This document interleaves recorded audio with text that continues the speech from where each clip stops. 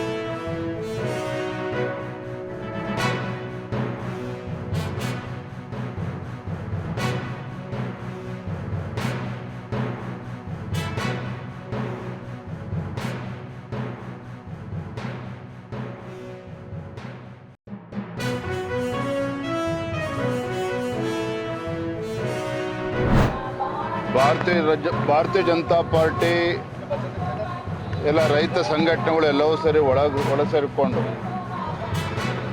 KRSನಲ್ಲಿ ನಾವು ಪ್ರತಿಭಟನೆಯನ್ನು ಮಾಡ್ತಾ ಇದ್ದೇವೆ, ಹೋರಾಟವನ್ನು ಮಾಡ್ತಾ ಇದ್ದೇವೆ.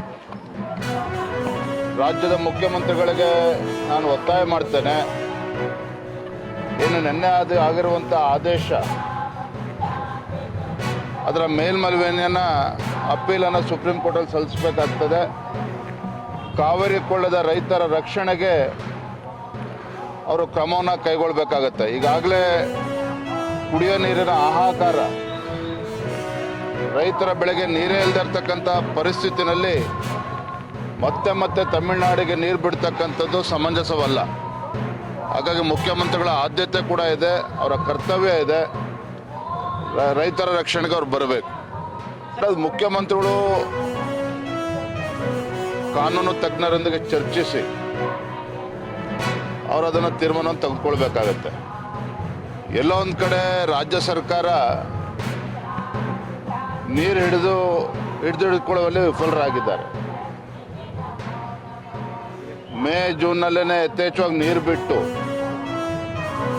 ಈಗ ಕೈ ಕಟ್ಕೊಂಡು ಕೂರ್ತಕ್ಕಂಥ ಪರಿಸ್ಥಿತಿ ನಿರ್ಮಾಣ ಆಗಿದೆ.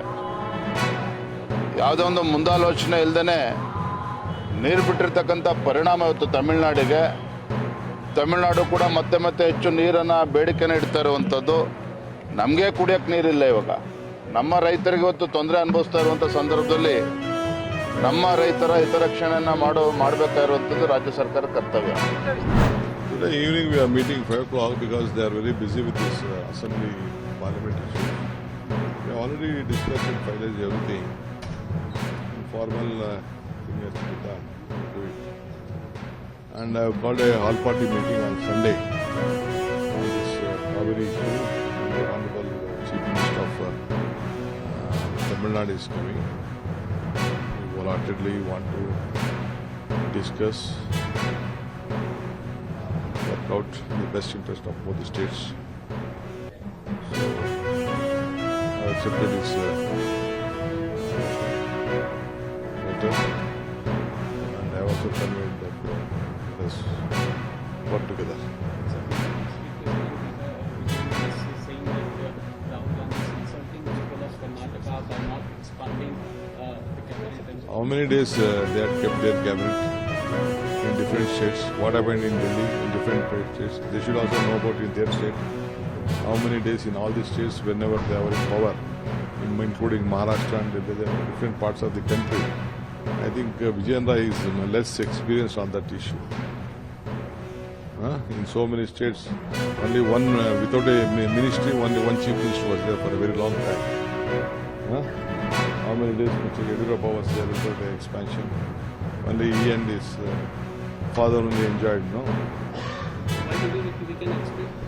ಓಕೆ ಈಗ ಕಾವೇರಿ ಸಂಬಂಧಪಟ್ಟಂತೆ ಸರ್ವಪಕ್ಷದ ಸಭೆಯನ್ನು ಭಾನುವಾರ 11 ಗಂಟೆಗೆ ಕೃಷ್ಣಾದಲ್ಲಿ ಕರೆದಿದ್ದೇನೆ. ಅದೆಲ್ಲ ಮಾಜಿ ಮುಖ್ಯಮಂತ್ರಿಗಳಿಗೆ ಮತ್ತು ಆ ಭಾಗದ ಸಂಸತ್ ಸದಸ್ಯರಿಗೆ ಎಲ್ಲ ಕೂಡ ಮತ್ತು ಎಲ್ಲ ಪಕ್ಷದ ನಾಯಕರುಗಳಿಗೆ ಫ್ಲೋರ್ ಲೀಡರ್ಸ್ಗೆ ಕೂಡ ನಾವು ಆಹ್ವಾನವನ್ನು ಕೊಟ್ಟಿದ್ದೇವೆ. ಅವರೆಲ್ಲ ಬಂದು ಪಕ್ಷದ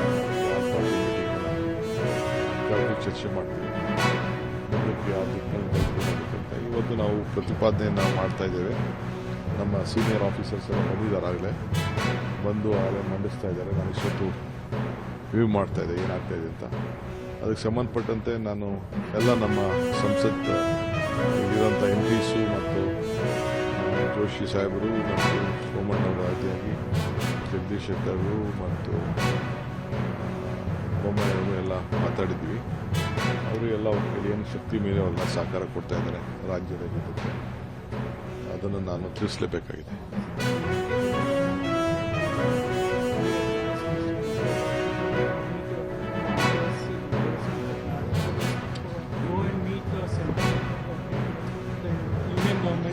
I don't want to comment on all those things. We don't want to fight each other. There is a law of the land. Let us respect each other. Let us respect the sentiment of all of them.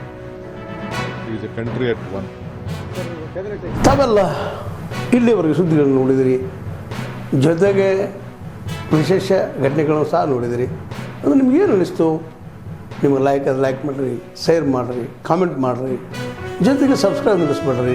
H16 news ಅರ್ಥಾತ್ ಸಿದ್ದರಾಮಯ್ಯ ಸತ್ಯದ ಕೈಗನ್ನಡಿ ವಂದನೆಗಳು.